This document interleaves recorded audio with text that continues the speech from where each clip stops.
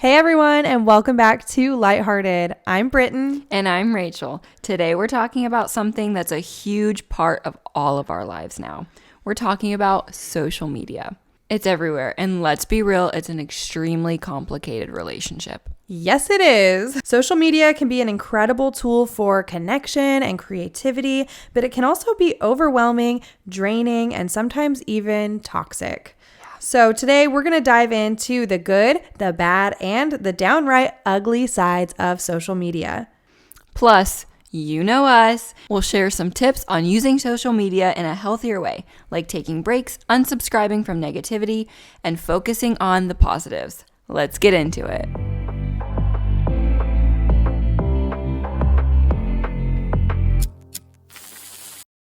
Let's start with the good, because why not? There are definitely some amazing things about social media. One of the biggest positives for me is how it helps us to stay connected. I think that's really cool. So whether it's with our friends, our family, or even people that we've never met in person, it just creates like this really cool sense of community and belonging. And I just think that's really amazing. Yes, for sure. I mean, think about it. How many people use social media to celebrate milestones, share important moments, or even support each other during tough times? It's like a virtual gathering place where we can share our lives. And it's not just about connection. It's also about creativity, which I think is like the most fun thing. It's so fun. It's so fun. So social media has given so many people a platform to share their art, their ideas, and their stories. So have you, I'm sure you have. So who have you discovered on social media that has just like really inspired you or stuck with you? Wow. You don't have to name names, but like Okay. you can even just say like general accounts that you're like, I love this. Yeah. I've always been a routine watcher, like morning routines, day in the lives. Like back when I was like 10 years old, YouTube days, I was like, I love day in the life videos of like mom, like all different things. And it's inspired me so much. And then a couple years ago, I found a influencer that was doing like morning routines, and she was like reading her Bible every morning and journaling and all this stuff. And it literally made me like, it motivates you to like want to do those things. And so then I started reading my Bible and I got into a routine of my own, and it helped me like discover parts of my life that like I was missing out on.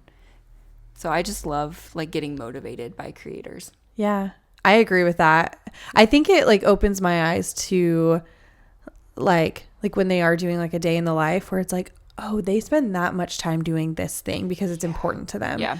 Like I think it puts it into perspective for me to be like, oh, okay, like so it's not just going to happen overnight, or like this thing's not just going to magically happen by itself. Like they're committing this many hours to doing that. Yeah. And if I'm like struggling to want to do something, whether that's work out or clean the house or whatever, like looking up videos on, you know, like clean with me or get ready with me or work out with me, it like motivates me to want to do those things. Yeah. So Yeah. I really like that. Yeah. I love it. Is there something that's like impacted you that you've learned from watching creators? Yeah, I love that anything that I want to learn is just like readily available. Yes. That's the coolest thing. And I can find it in like a 30-second snippet on how to do it. Mm-hmm. So I feel like a lot of my hobbies that I've picked up have been like because some social media account made it seem really possible. Right. Like I was like I tackled sourdough. We've talked about this. I'm proud of that journey for myself. Okay. But like before this year, like that would have seemed so difficult. I don't think I ever would have started it on my own. But then being like, okay, there's an account that I can follow that shows me step-by-step instructions. We can bake it together. Like it makes it so possible. Right. So, you know, those things along with like parenting things or book recommendations, or I just feel like I have found so many different communities that I fit into that I wouldn't have found outside of social media. Right. Yeah. Social media changes lives. It truly does. Yeah. It really, really does. Yeah. I even love the accounts where like you can Venmo the account and then they go out and just like do good in the world. Like they're just like out feeding homeless people or like finding moms in grocery stores, like to give money to. I think that's really cool. It is cool. And you I have to be careful with those accounts sometimes. 1,000,000%. Like, really, don't just send people your money. No, like check what you're doing first. But yeah. But yeah, like I just think it's cool to just see people like band together for the good of other humans. Yes. Yeah. I think like through these bite-sized videos and like through other people's posts and stuff, social media can really be just this amazing treasure trove of information if you know where and how to look for things. Right. Yeah. All right. So let's go through some quick tips for embracing the good, because there is so much good. Yeah. What are your best tips? I think my first tip is to just encourage positivity. Leave kind comments or send supportive messages. A little positivity goes a long way. I think you're really good at that. And we were just talking about that this morning, about how like you'll just hop on and like find people who don't have a lot of like people following their lives or whatever. Yeah. And then you just comment it's fun on it. Because you just get to have a conversation with someone, whereas like those big creators that you get on the live, they're never going to see your comments. There's like 10,000 people on, but like, yeah, you can just find people that's like, oh, I have 5 people on the live, and you can just chat with someone and learn about their life. And I love that. Yeah. I think that's so cool. Yeah. So yeah, like being that positive person, because like, yeah, you just never know whose day you could make by just being on there. That's so cool. One of mine is to curate your feed. So this is focusing on only following accounts that inspire you or educate you or bring some level of joy to your life. Or some level of accountability. I think that's okay too. Yeah. But think of your feed as a reflection of what you want more of in your life. Yes. Okay. So if you're just following all these negative accounts that make you feel like crap about yourself, and then you wake up and you feel like crap about yourself, like you're not doing yourself any favors. So curate your feed, get rid of people, unfollow people if they make you feel like crap. Like you don't need that there. So I think that's one of the biggest things for me is I've been really big on like unfollowing negativity.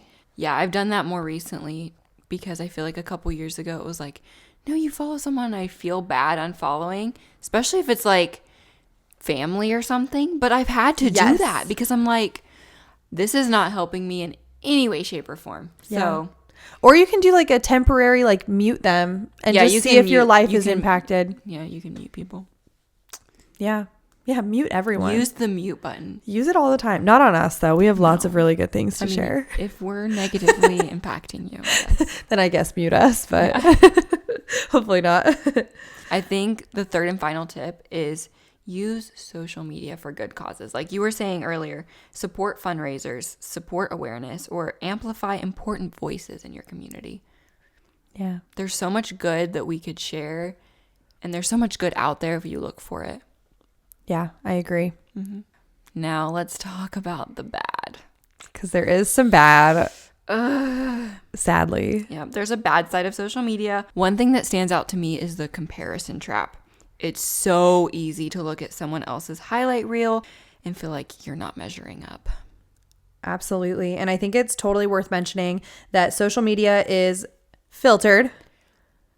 Okay. Quite literally. Literally and figuratively. Like it is filtered. Okay. So we're seeing the best moments, the happiest moments, the most planned moments, right? We're seeing all of those things. We're not seeing the full story or what it took to get there. But even knowing that, it's hard to not compare yourself sometimes. Right.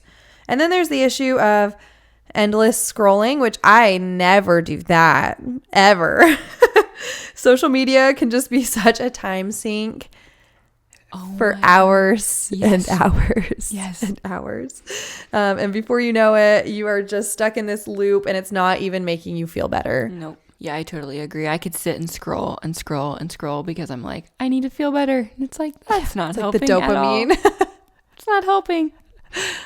At what point do you think, like, how many hours in do you think is no longer good for you? Or how many minutes in do you think it's like, okay, or like social media did what it needed to do and now I'm done? I want you to be totally candid. You want me to be so honest with you right now? Yeah.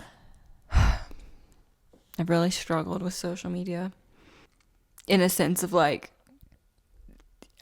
I'm trying to escape my reality, so I'm going to social media. And it's like, at some points it does help distract from your life, but then also it's not helping. And then I personally think, unless you are going on social media to look for something specific or like, hey, I want to follow up with my cousin to see if they got the job, or you know what I mean? Like something like that, or a recipe, or I think social media is just not good. Yeah. Like I think if you're just getting on to scroll to pass time. Yeah, like the doom scrolling. There is so many other things you could be doing. Like if you are intentionally getting on Instagram to look to see what a specific person's doing, to check that really quick, I think that's fine. But I think if you're just getting on to waste time, you're going to end up... There's so many other things you could do with your time. Yeah. I agree with you. I think I'm not... Sorry. Oh, go ahead. And I'm not trying to like... We're not trying to hate on social media. No. Yeah. I do it. Like, I'm the first one. I get on. I try and pass time. I wake up in the morning. I want to scroll on my phone for no reason. I'm guilty. But, yeah. I think we all are. Yeah. I like when you were saying like you just use it to escape sometimes, like that's how I feel is I'm like, okay, these 14 things need to get done. And guess what I'm doing? Not those things. I'm scrolling because I want dopamine. And like what would actually probably give me dopamine is like getting up and like crossing things off of my to-do list. Yep. Yeah. I think you're 100% correct. Why am I watching people work out instead of just getting up and working out? Anyone else do that? They're like, wash my hair with me. I'm like, I need to do that. Okay, at some point it does motivate you to do those things, but if you're just like... That's true.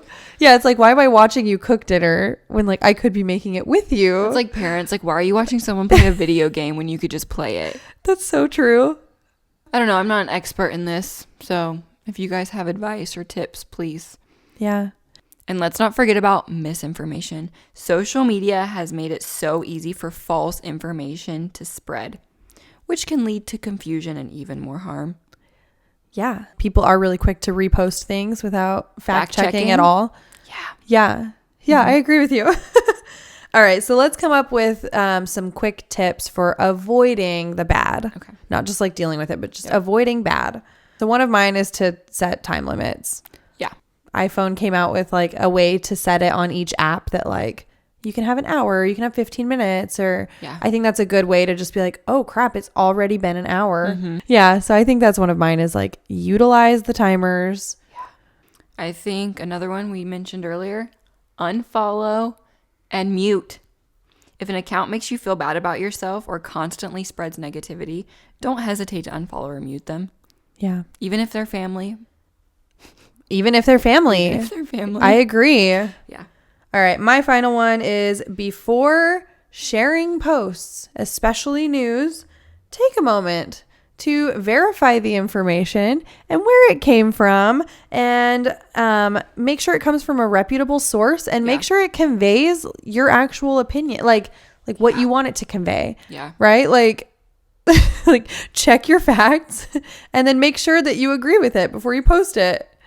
Yeah. So often I see things shared and it's like, oh, this is happening right now, blah, blah, blah, blah. And it's like, nope, sure isn't. Yeah. So fact check before you reshare. Yeah. Fact check. Don't just post things for fun. Yeah. Don't just post misinformation. All right. Oh, no. So we went through the good. We went through the bad. And now it's time for the ugly side of social media. Because there is an ugly side. I think one of the biggest things here is how toxic it can get. So whether that's online bullying, cancel culture, which we talk about a lot, or just the constant negativity in comment sections. Yeah. And it can totally take a toll on your mental health. Studies have shown that excessive social media use is linked to higher rates of anxiety, depression, and even loneliness, especially in teens and young adults. Which that is not good. It's not good. Yeah, not good for them. No. Let's not forget the pressure to always be on, because it's there. Social media can create this expectation that you need to look a certain way, you need to act a certain way, or even post a certain way. And it can feel just like truly exhausting to try to keep up with every single thing. And like every time the algorithm changes, or every time a new influencer is the one telling us how we should be doing the grid on Instagram, like it's exhausting. Yeah. It's a lot. I have definitely felt that more than once. There has been times when I've had to step away and remind myself that social media is not real life. It's just a tiny curated piece of the picture. Yeah. All right. Let's come up with some quick tips for tackling the ugly. Well, like I just said, take breaks. Step away from social media when it feels overwhelming. Even a day or two can make a big difference. Yeah.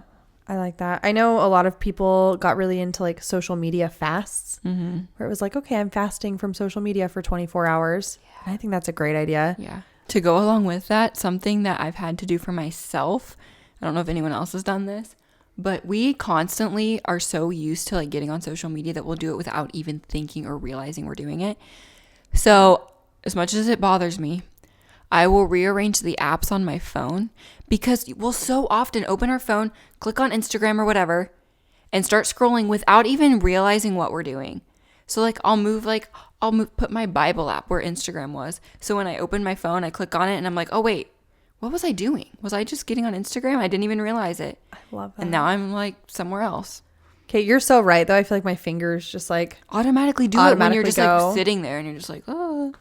That's such a good idea. Rearrange your apps because then you'll click on like something random and be like, wait. Do something good for yourself. But it'll remind you or like make you realize what you're doing. It's like a pattern interrupter where it's like, oh.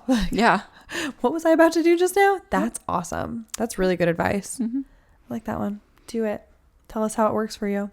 I don't say this lightly because I'm not into like the Karen culture either where like everyone just needs to like be mad about everything all the time.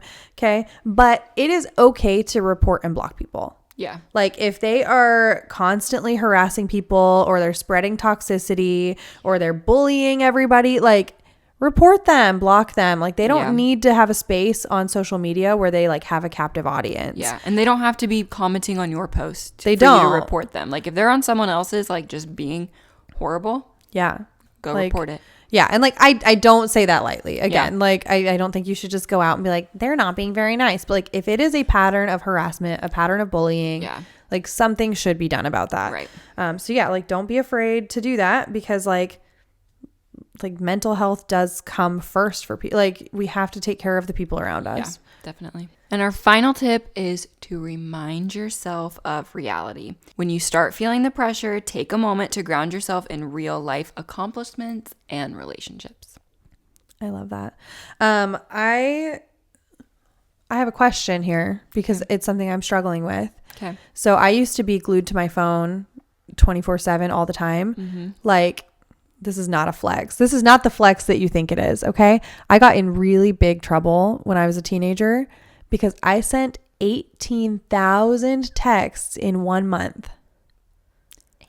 And I owed my dad a ton of money to like help because it was like you had unlimited up to this amount and then you had to pay after that. And I like had to pay him for that, like, which makes sense. Yeah. But like, so I was like so glued to my phone that I could send these little fingers. How did I do that? Okay. 18,000 texts. So then like, I kind of kept that up for a while and then I like started to realize it was a problem and that it was like impacting like face-to-face relationships. Right, yeah. Right. And so like as a mom now, I've tried really hard to be like, be in the moment.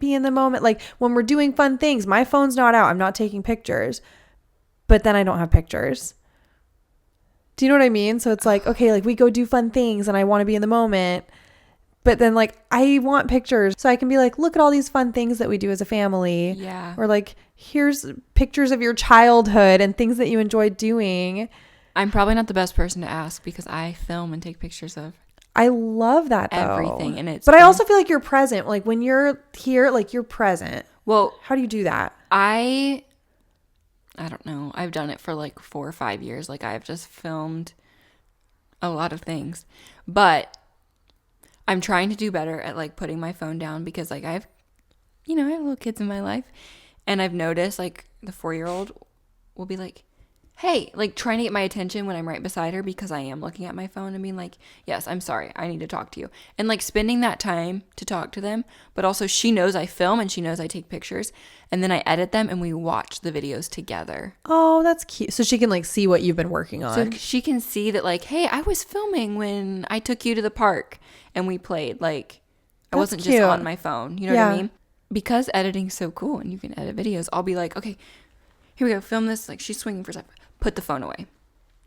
Be in the moment. So film a snippet of that moment, edit it later, and then I have her playing at the park. That's cute. I love that. But yeah, just telling them what you're doing. I don't think there's anything wrong with that. Yeah. I think that's awesome. I think that's really good advice because I know I'm not alone in that where it's like this constant struggle of like how to balance everything. all the time. I also let her film. Oh, that's so cute. I have done that before where I'm like, take pictures of things that make you feel happy. Yeah. Okay, that's a good idea. So film and take pictures of memories. Try not to have your phone out all the time. Get little snippets of whatever you're doing, whether it's Christmas morning. I usually put the phone on a tripod during Christmas morning, but just take little clips and then let them know what you're doing and then let them watch them with you so that you have those memories to look back on. That's so good. Yeah. That's good advice. Thank you. That's how you make little content creators. I love it. Then she'll just be filming for you forever. She's like, I got it, Rachel. That's so cute. Thank you. That's really good advice. That's super helpful. Let's wrap up by talking about healthy social media habits. How do we make sure social media adds to our lives instead of taking away from it? One thing that's been super helpful for me is being very intentional. Like I said earlier, like I'm checking this person's feed right now, or I'm looking for a recipe, being very intentional. I ask myself, why am I opening this app right now? If I'm just doing it to kill time, I'll try and redirect myself to something more fulfilling. I think that's a really good strategy to have. For me, it's about balance, like I talked about. So I do try to pair social media use with offline activities. So like if I'm spending an hour online, like I read a lot. So like I also try to spend time reading or walking or doing something else that like fulfills that creative, like dopamine hit that I'm looking for. Yeah. So I just try to balance it out a little bit more. Yeah. And one more tip. Follow accounts that encourage positivity or mindfulness. Your feed should feel like a place you actually enjoy visiting rather than a source of stress. Yeah, I like that. All right, so these are some practical tips for healthier, because we're all working on it, social media use. So we are going to schedule social media time. Okay, so designate specific times of the day to check your apps instead of just constantly scrolling. Detox your feed. Audit your following list regularly. Ensure that it reflects your current values and your interests. I feel like as my interests change and as my values change and as like my standards have changed, like I have had to just be like, you know what? Like that doesn't fit who I am as a person anymore.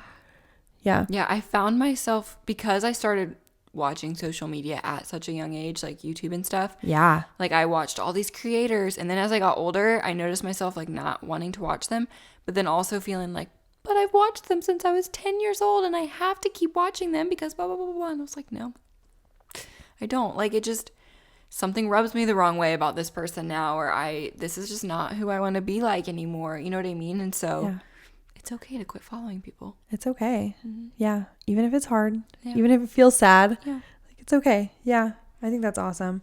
And then our final tip is to celebrate the positives. Okay. Use social media to connect, to learn, and to share what actually matters to you, and focus on the good that brings. And that like it brings good from other people as well, where you can like celebrate with them and you can post positive things, you know, to celebrate them. Like I think that's such a good thing and something that like we could all use a little bit more of. Definitely. Yeah. Social media can be an incredible tool, but it's all about how we use it.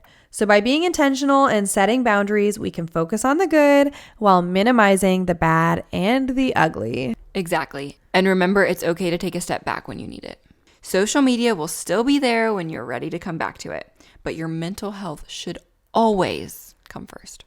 Thank you so much for joining us today. We'd love to hear how you balance your own social media use. So please share your tips or stories with us on, ironically, social media. You can find us on Instagram at LightHeartedPod. And until next time, stay lighthearted. And remember to unplug every once in a while.